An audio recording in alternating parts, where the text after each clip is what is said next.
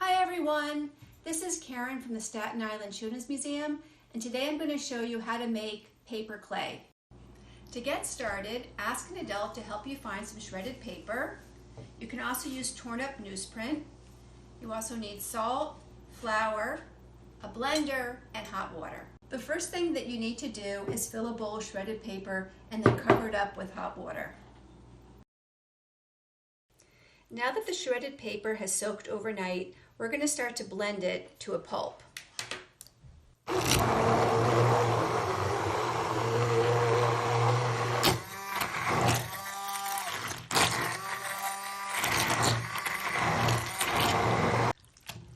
After you've used the blender, you want to just get your hands in and just mush it up to make sure that it all feels really consistent. The lumps are all the same size.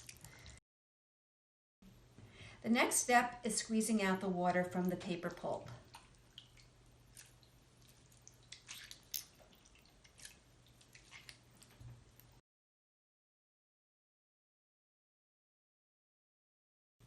Now that you've squeezed out as much water as possible, you're going to add the remaining ingredients.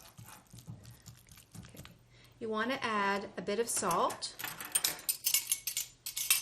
I'm using less than a teaspoon. This is really here as a preservative because I want my paper clay to be able to keep a little longer.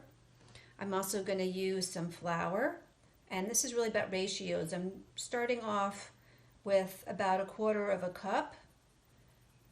And the ratio is really to take about 3 to 1. So if I have about 3 parts paper, I want to use 1 part flour. And now I'm going to start to mix this up too. I want to get this nice and consistent, everything mixed through. I'm going to add some more flour. I've now used about 3/4 cup of flour, and I have a really great consistency here. I'm going to now scoop up my paper clay, make it into a nice ball. I'm going to put this in the refrigerator overnight, and I'm going to have some really wonderful paper clay to use to make some creative shapes tomorrow.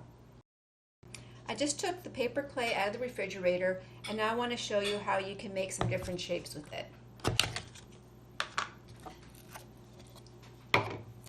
The first thing I want to show you is how you can use some different molds. I have some small containers here.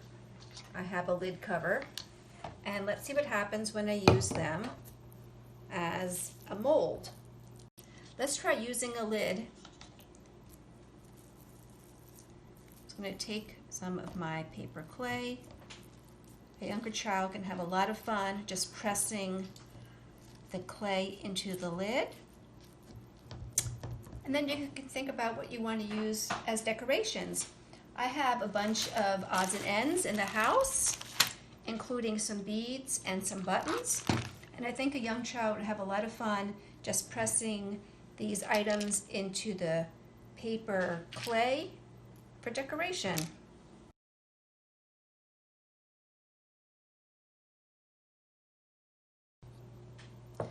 I also want to show you can make beads and other kinds of shapes with the clay. So you might want to find some kinds of things that can pierce the clay. I have some bamboo sticks. I have a nail for a potato. I also have one of my stainless steel straws. I'm going to take the nail. I'm going to hold this, very gently pierce my ball of clay, turn it around, and this will be a really nice bead when it's all dry.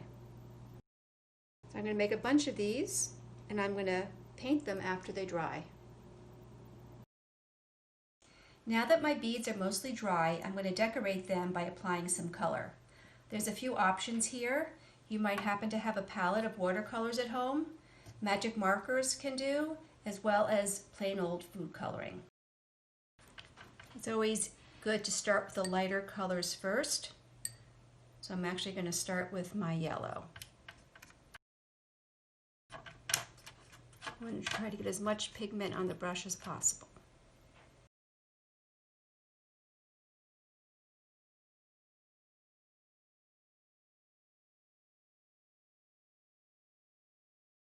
The last thing you want to do is apply a sealant to your beads. You can use Mod Podge, or if you don't have Mod Podge in the house, you can also use plain old Elmer's glue. This is going to seal in the color and also give the bead some strength. I have a clean brush, and I'm just going to apply a coat of glue on my bead.